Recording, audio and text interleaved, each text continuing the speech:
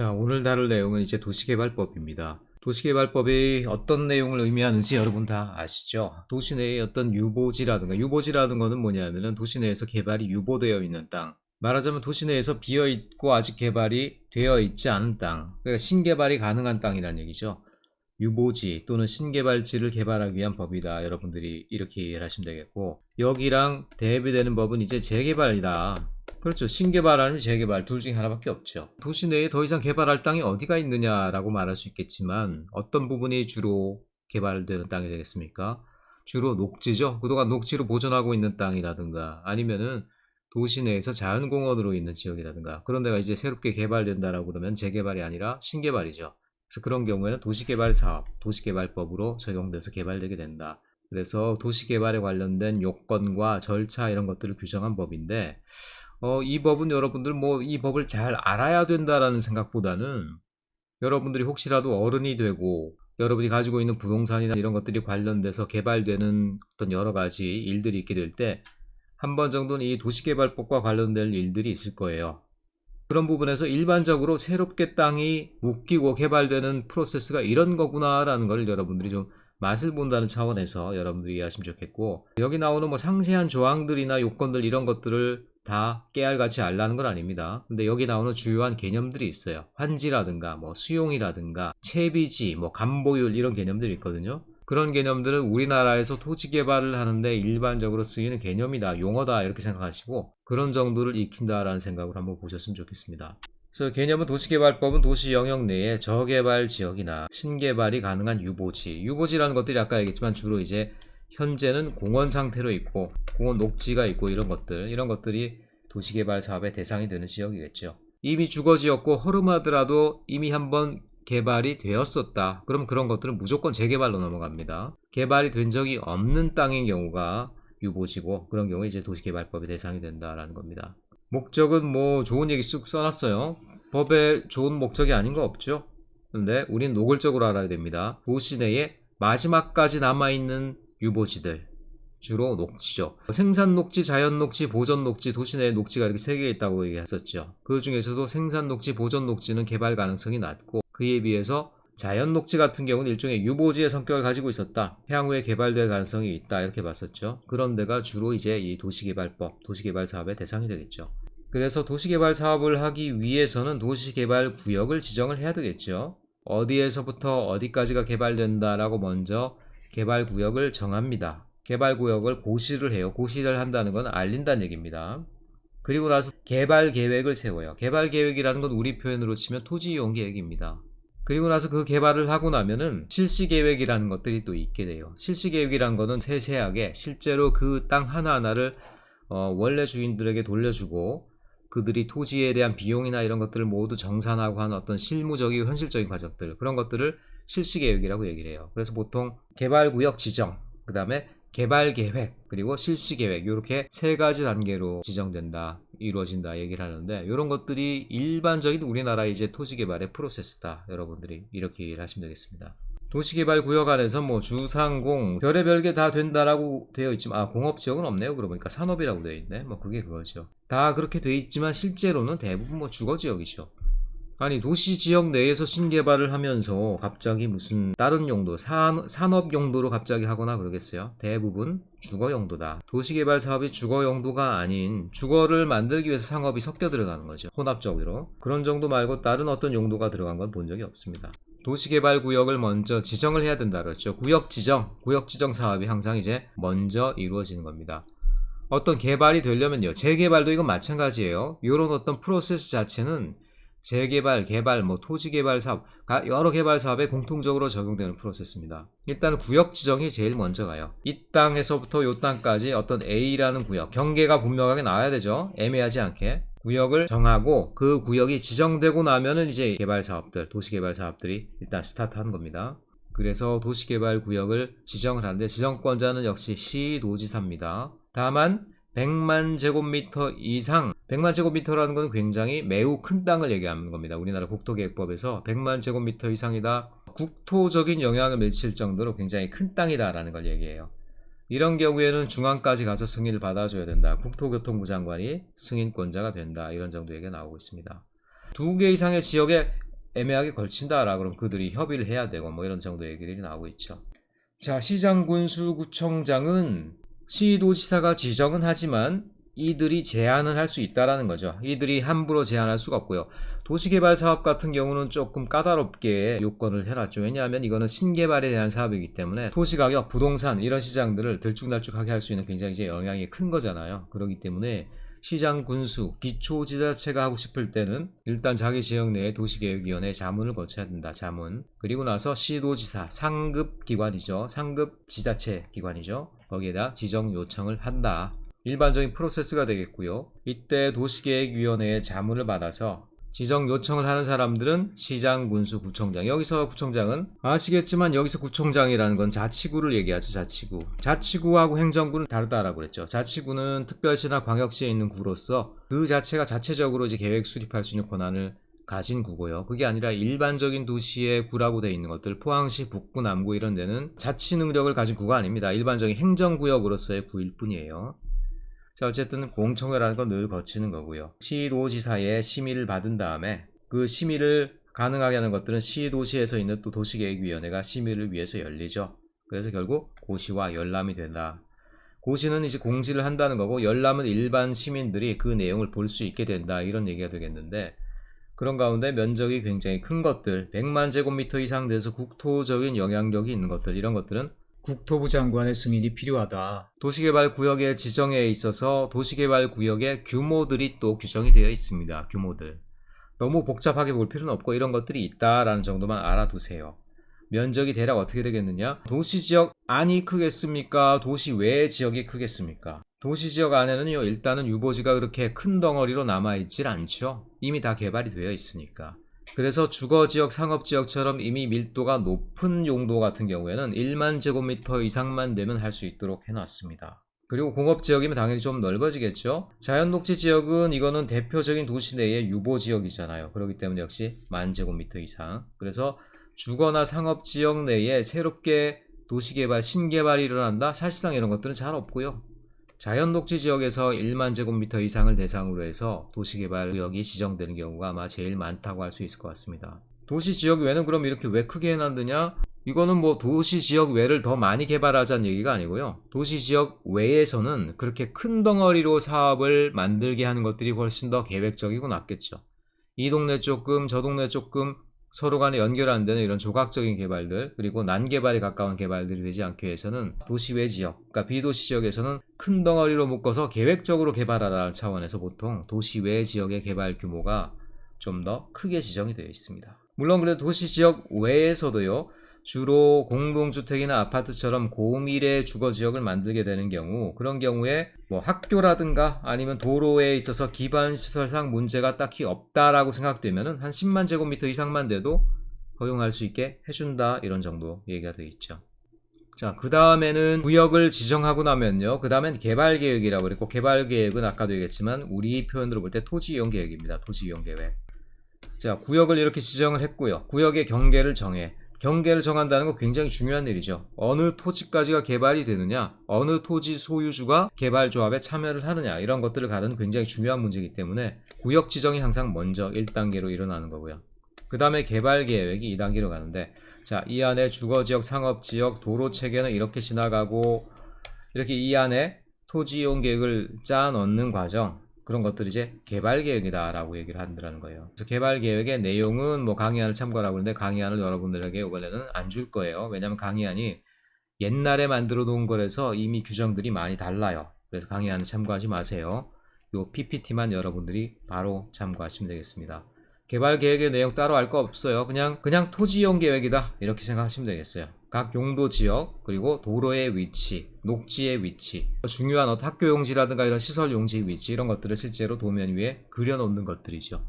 자, 그 다음에 환지 방식 어쩌고 이런 얘기가 나오는데, 환지란 말은 뒤에 설명이 나오는데 법규에서는 이미 환지란 말이 나오기 때문에 미리 조금 설명을 합니다. 자, 환지 방식이란 건 뭐냐면은 이 도시개발구역을 지정하고 사업을 할 때 어떤 일들이 일어나냐면요, 자, 이런 땅을 내가 A라는 구역을 지정하고 여길 개발하기로 했어. 자, 그럼 이 땅은 누구 땅입니까? 누구 땅인지 알 수 없죠. 국공유주도 당연히 있을 거고요. 그 다음에 개인들이 갖고 있는 땅들이 많을 거예요. 특별히 녹지나 이런 데다 개발 사업을 한다라고 그러면은 개인들이 소유하고 있는 농사를 짓거나 그러고 있었던 땅들이 굉장히 많을 거라는 거예요. 여기는 1이라는 사람 땅, 여기는 2라는 사람의 땅, 여기는 3이라는 사람의 땅, 여기는 4, 5라는 사람의 땅, 5명의 소유주가 있다라고 쳐봐요. 근데 이들이 조합을 만들든가, 조합을 만든다라는 거는 땅을 소유하고 있는 사람들이 서로 간에 모여서 하나의 개발 주체가 된다는 얘기입니다. 그것이 조합의 의미예요. 근데 그렇지 않고 국가나 공공단체 또는 지자체가 직접 개발의 시행자가 되는 경우도 있어요. 어쨌든 그런 경우에 이 전체의 땅을 개발하고 나면은, 자, 지금 현재 땅의 소유 관계는 이렇지만 실제로 그걸 갖다가 개발하고 나면 어떻게 되겠어요? 특별히 우리나라 같은 경우 농지나 아니면 산림지가 많기 때문에 그런 경우에 땅덩어리를 사람들이 소유하고 있는 그 형태가 굉장히 복잡하다네요. 어떤 경우에는 남의 땅 중에 딱 한 평만 갖고 있는 사람도 있을 수 있고요. 또는 심지어 다른 사람의 토지를 이렇게 가로지르면서 길다란 희한하게 생긴 토지를 갖고 있는 사람도 있어요. 근데 실제로 이걸 도시적으로 개발하고 나면 어떻게 되겠어요? 일단은 기본적으로는 직선적인 도로망이 지나가고요. 직선적인 도로가 지나가야지 교통이 될 거 아니겠습니까? 자, 이렇게 하다 보면 기본적으로 굉장히 불규칙하고 이질적으로 생겨있는 그런 땅덩어리들이, 그런 토지들이 정형적인 토지로 바뀌게 돼요. 예를 들어서 지금 1이라는 토지를 갖고 있다. 그럼 이 사람은 여기다 1 정도를 주면 대충 위치라든가, 자, 여기 있는 땅이죠. 여기 있는 땅. 그리고 여기 있는 땅이야. 대충 위치라든가 면적이 비슷하니까 예를 들어서 뭐 1인 사람한테는 1이란 땅을 나중에 개발하고 나서 주면 되겠지. 근데 개발하고 나서도 이렇게 생긴 땅을 줄 수는 없다는 얘기예요. 무슨 얘기입니까? 도로나 구획이 정해져 있기 때문에 원래 있는 구획하고는 완전히 달라지더란 얘기야. 그러니까 어떻게 됩니까? 개발 후의 땅과 개발 전의 땅을 비교해가지고 개발 전의 땅의 형태랑 지가 분포나 면적이 비슷하게 개발 후의 땅을 나눠줘야 돼요. 예를 들어서 1이란 땅을 갖고 있었던 사람은 개발된 뒤에도 요 1이란 땅을 주면은 적당하겠죠. 예를 들어서 2라는 땅을 갖고 있었던 사람, 그거는 여기 보면 요 두 구획을 주면 대충 비슷하겠구나 해서 2라는 땅을 가지고 있는 사람에게는 2라는 구획 2개를 주면 되겠죠. 개발된 뒤에 정형적으로 다듬어진 땅을 원래 있는 소유주의 어떤 소유 관계에 맞게 이렇게 돌려줘야 되겠죠. 그렇죠?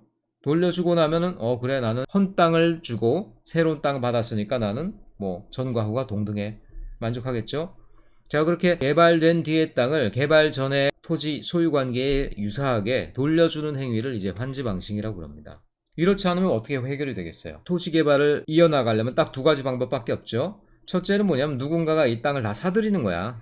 1, 2, 3, 4, 5 뭐 얼마만큼의 토지 소유주가 있든 간에 내가 그걸 다 사버리고 내 땅 만들어서 개발하면 아무 문제 없죠. 환지고 뭐 아무것도 필요 없어. 그런 방식을 뭐라 그러냐? 수용 방식이라고 그래. 수용 또는 사용. 땅을 다 사들여서 내가 개발한다는 거야, 내 땅을. 그게 제일 간단해. 근데 오늘날 그게 가능하지가 않죠. 남의 땅들이 너무 많아. 땅들이 비싸서 다 사기도 어려워. 그래서 그 사람의 땅의 소유권을 그대로 둔 채 도시개발 사업을 벌인 다음에 제대로 정형적으로 다듬어진 땅덩어리들을 원래 토지 소유주들에게 비율에 맞게 돌려줘야 됩니다. 그런 식으로 오늘날의 개발 사업은 대부분 돌아가게 돼요. 그게 바로 환지. 환지라는 건 뭐냐? 땅을 돌려준다는 얘기죠. 원래 주인에게. 그 땅 그대로가 아니라 새롭게 개발된 땅으로, 정형적으로 다듬어진 땅으로, 도로가 없던 땅이 아닌 도로가 있는 땅으로. 그래서 여러분들이 좀 알아야 됩니다. 자, 그럼 환지라고 할 때 환지를 하게 되면 원래 있는 땅과 면적이 같을까요? 다를까요? 말하자면 1이란 땅 주인에게 요 1이란 땅을 돌려주는데 돌려주는 면적이 전의 땅의 면적과 같아야 될 것 같아요? 그렇지 않죠? 당연히 원래 땅보다 작아질 수밖에 없습니다. 원래 이 사람의 땅이 100이라고 그러더라도요, 실제로 돌려줄 땅은 한 60, 50 이 정도밖에 안 돼요. 왜 그렇겠어요? 당연히 그렇게 되죠. 왜냐? 도로라든가 공공시설 용지를 내놔야 될 거 아니에요. 내 땅이 100이었지만 내가 개발 사업을 하느라고 이 개발 사업에 새롭게 없던 도로가 생기고 없던 공공시설이 들어가. 그런 것들은 뭐야? 이 토지 소유주가 부담을 해야 될 거 아니에요. 그렇기 때문에 그런 부담이 땅 면적으로 나가는 거야. 그래서 환지를 하고 나면요, 원래 땅보다 땅의 면적이 줄어들게 됩니다. 뒤에 보면 다 설명이 나오는데 줄어드는 만큼의 비율을 이제 감보율이라고 그래요. 감보율. 줄어드는 비율 뭐 이렇게 얘기하더라는 것이죠. 줄어드는 비율이 한 40% 50%가 되고 나니까 실제로 내가 돌려받는 땅, 환지받는 땅은 한 60% 50%밖에 안 돼요. 그럼 손해네? 손해가 아니죠. 원래는 개발을 못하는 땅인데 집을 지을 수가 없는 땅이에요. 그런데 도시개발 사업을 하고 나면 팔 수 있는 땅, 개발할 수 있는 땅이 되기 때문에 지가가 벌써 몇 배 이상 오르는데 그 뭐 한 40% 50% 내놓는 게 문제겠습니까? 자, 어쨌든 원래 주인에게 다시 돌려주는 방식으로 개발을 하는 것들, 그런 것들이 환지 방식이다. 그렇지 않고 강력한 개발 주체가 있어서 땅을 다 사들여서 내가 내 땅으로서 개발하는 도시개발 사업이다. 수용 또는 사용 방식. 자, 환지 방식을 할 때는 그래서 구역을 지정할 때 굉장히 이게 눈치 싸움이 많습니다. 왜냐?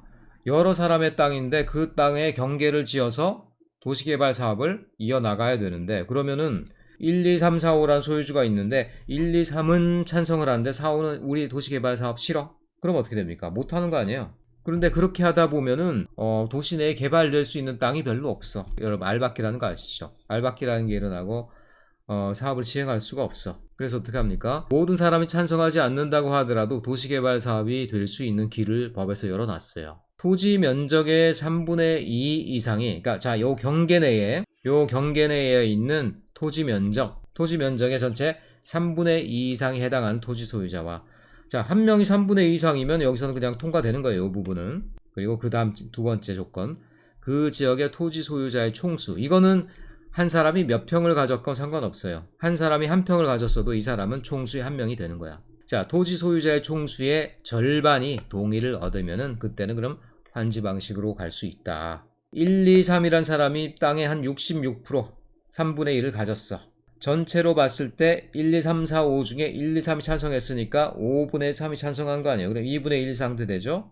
자, 그런 경우에 1, 2, 3이 찬성하고 4, 5가 반대를 한다 하더라도 환지 방식으로 도시개발사업구역이 지정이 될 수가 있는 겁니다. 그럼 4, 5는 뭐냐? 울며 겨자 먹기로 도시개발 사업에 참여를 하는 거죠. 자기 땅을 내놓는 거죠. 내놓는 게 아니라 어쨌든 자기도 뭐 이런 데다가 뭐 4, 5 이런 식으로 해서 돌려받겠죠. 나중에 그 땅을. 이게 실제로 이런 과정 등이 우리 학교에서도 일어난 과정입니다. 이따가 환지 방식을 얘기할 때 우리 학교의 사정을 얘기할 텐데, 우리 학교 지금 교문 근처의 땅에 굉장히 이제 골짜기고 나무가 많은 숲이었어요. 지금 다 베어졌고 지금 공사장 담벼락이 지금 계속 쳐 있고 그렇죠. 땅을 다 깎아놓고 그렇죠. 거기가 바로 도시개발사업 구역입니다. 학교 땅이 굉장히 많이 포함되어 있었어요. 그런데 학교는 개발을 싫어했어. 근데 이 기준에 따르니까 우리 입장에서 환지에 들어갈 수밖에 없었더라는 거예요. 우리는 우리 땅이 도시개발 사업에 포함되는 것을 반대했음에도 불구하고 나머지들이 일치단결해서 80% 이상 찬성을 해버리니까 우리 학교의 땅도 그냥 도시개발 사업으로 넘어가게 된 거예요. 어쨌든 개발계획이라는 건 토지이용 계획이다. 토지이용 계획인데, 그런데 새롭게 만들어지는 도시의 부분이지만 원래 세워진 전체 도시의 기본 계획과 당연히 맞아야 되겠죠. 모든 개발 사업은 지구 단위 계획으로 지정된다라고 그랬죠. 그래서 도시개발 구역이 지정된 것 자체가 지구 단위 계획이 지정된 거랑 마찬가지로 본다, 이런 얘기를 하고 있고요. 도시개발 구역 그리고 도시개발 계획의 내용 자체가 지구 단위 계획의 내용과 대동소이하다, 거의 동일하다 얘기할 수 있어요. 도시개발 구역이 그럼 지정이 해제되는 경우도 있느냐? 지정을 했는데 왜 또 해제를 해? 뭔가 잘못됐으니까 해제를 하는 거죠. 구역이 지정된 다음에 3년이 된 날까지 실시계획에 인가를 신청하지 않아? 자, 다시 한번 얘기합니다. 구역 지정, 일반적인 개발 사업의 프로세스. 구역 지정은 경계를 이렇게 만들어 놓는 거예요. 두 번째, 토지이용 계획에 해당하는 개발계획 수립. 개발계획은 이렇게 되어 있는 땅에 이렇게 알록달록 토지이용 계획, 뭐 도로 넣고, 그 다음에 세 번째, 마지막 손털기 전에 실시계획. 실제로 건설 공사를 다 한 다음에 돌려줄 땅 돌려주고, 돈 받을 사람 돈 돌려주고, 대금 청산할 사람 청산해주고, 그 다음에 인가 받을 거 다 받고, 그리고 실제로 땅 주인들이 들어와서 살거나 아니면 개발하거나 아니면은 파는 바로 그 전 단계를 이제 우리가 실시계획이라고 그러죠. 3단계로 걸쳐서 이루어집니다. 법적으로는 이 단계를 따르게 돼 있어요. 자, 그럼 개발 구역까지는 했는데 해제가 된다는 건 뭡니까? 1단계까지 한 다음에, 이런 표현 쓰는 게 좀 미안하게 했는데, 나가리가 된다는 것이죠. 나가리. 언제 나가리가 되느냐? 3년이 지나도록 실시계획. 자, 3년이 지나도록 요 단계까지 안 가. 뭐 개발계획은 갔는지 모르겠어. 근데 실시계획이 안 나와. 그러면은 시작은 했는데 마무리가 안 된 거니까, 마무리 안 되는 것도 안 되는 거거든요. 그러니까 그러면은 3년 동안 안 됐다 그러면은 안 되는 걸로, 자, 해제, 없는 거가 된다라는 거야. 도시개발 사업의 지정이 효력이 사라지는 겁니다. 그럼에도 불구하고 도시개발 사업 구역 지정 후 개발계획이 수립되는 경우, 말하자면 자, 1단계하고 2단계까지도 갔어. 1, 2단계까지 갔어요. 간 경우에는 또 별도 조건을 조금 더 준다. 조금 더 기회를 준다는 얘기겠죠. 구역을 지정하고 고시한 날부터 2년 되는 날까지 개발 계획을 수립 고지하지 아니하는 경우, 그러니까 1단계에서 아까 말한 1단계에서 2단계까지는 2년의 기한을 준다는 거지. 2년. 그래서 2년이 되는 날까지 개발 계획을 수립 고시하지 아니하면 2년이 되는 날 지정되었던 도시개발구역이 해제가 된다, 이렇게 말하고 있어요. 그러니까 1단계에서 2단계로 넘어가는 요 기한이 2년으로 주어져 있다는 얘기죠. 2년 내에 못한다라고 그러면은 역시 또 1단계가 구역 지정이 다시 해제가 된다, 사라진다. 근데 개발 계획까지 어떻게 했어? 수립하고 고시까지 했어. 2단계까지 갔어요. 자, 그럼 3단계를 가야 되는데 3단계가 실시계획이잖아요. 그 단계도 굉장히 난관이 많거든요. 그래서 그거는 좀 기한을 또 많이 줬네. 옛날보다 연장이 됐네요. 3년 되는 날. 자, 3년 되는 날까지 개발계획에서 실시계획까지 3년 내에 했어, 못했어. 실시계획의 인가를 신청하지 아니하였어. 실시계획 인가라는 거는 뭐 허가랑 달리 조건만 맞춰서 내면은 그냥 되는 거 아니에요. 근데 인가를 신청하지 않았다라는 건 뭡니까? 자기들 입장에서는 뭔가 문제가 생겨서 사업이 역시 아까 말한 것처럼 나가리가 났다는 얘기 아니겠어요? 3년이 되는 날 해제가 되더라. 다만 100만 제곱미터 이상짜리, 이거는 아까 도시 외 지역에서는, 그리고 국토부 장관이 이렇게 승인을 하는 경우에는 100만 이상이 가능하다, 이런 얘기를 했었죠. 100만 제곱미터 이상의 경우에는 면적이 크니까 사정도 복잡하겠거니 해서 5년이나 이제 기한을 주네. 이런 것들은 최근에 이제 새롭게 추가된 규정들인 것 같아요. 자, 어쨌든 그래서 2단계, 3단계는 3년의 기한을 준다. 그래서 실제로는 이 구역 지정이라는 것들이 기한이 충분히 주어져 있죠. 자, 그런데도 불구하고 실제로 이 기한이 2년, 3년을 넘기는 경우도 굉장히 많아요. 토지 소유주들 간의 싸움이 나는 경우도 많고요. 그리고 시행 주체가 결정된다고 하더라도 그 시행 사업을 실제로 실시 계획을 해줄 수 있는, 말하자면 건설 공사를 해줄 수 있는 건설업체들이 들어와야 되잖아요. 그들에게 대금을 주고 그들이 원하는 어떤 비용을 주면서 개발 사업이 진행되게 하는 것들이 쉽지가 않습니다. 왜냐? 현금이 있으니까 하는 사업이 아니잖아요. 땅이 있기 때문에 이 땅이 개발되고 나면 분양되고 팔리고 개발되면 얼마나 많은 개발 이익이 있겠어요. 하지만 그건 미래의 이익이란 말이야. 미래의 이익을 감안해서 현재의 건설업체들을 끌어들여서 그들이 신용 가운데 일을 할 수 있게 하는 것들이 지금 도시개발 사업이 아니에요. 그리고 도시개발 사업이 다 끝나고 난 다음에 실제로 생긴 그 돈을 가지고, 청산된 돈을 가지고 그들에게 비용을 줘야 되는 거 아닙니까? 그러니까 미래의 가치를 놓고 그걸 담보로 지금 현재의 개발 사업을 하는 거라는 거예요. 그런데 이런 미래의 가치가 뭐 포항에 지진이 났다라든가 아니면 이 지역의 인구가 줄어들어서 향후에 도시개발 사업의 어떤 효과가 불분명하다라든가 이런 불안정한 요인이 있으면 이 건설업체들이 들어오겠습니까? 안 오겠습니까? 안 온다는 얘기예요. 그러니까 우리 학교 앞에 있는 땅처럼 이렇게 몇 년을 놀게 되는 겁니다. 그런데 어떻게 됐어요? 지금 보시면 알겠습니다만 그게 지금 2008년에 벌써 개발구역 지정이 된 거거든요. 우리 학교 앞은 1단계가 2008년, 2009년 초반에 됐구나. 지금 11년이죠. 그런데 해제되고 있어요? 안 되고 있지. 뭐겠어요? 기한을 벗어날 수 있는 꼼수 규정들이 있더라는 것이죠. 그것도 이따 나중에 모아서 다시 한번 얘기하도록 하겠습니다. 자, 원래는 어쨌든 2년 그리고 3년, 1단계, 2단계, 3단계가 각각 사이사이가 2년, 3년 내에 이제 개발이 돼야 됐었다라는 거.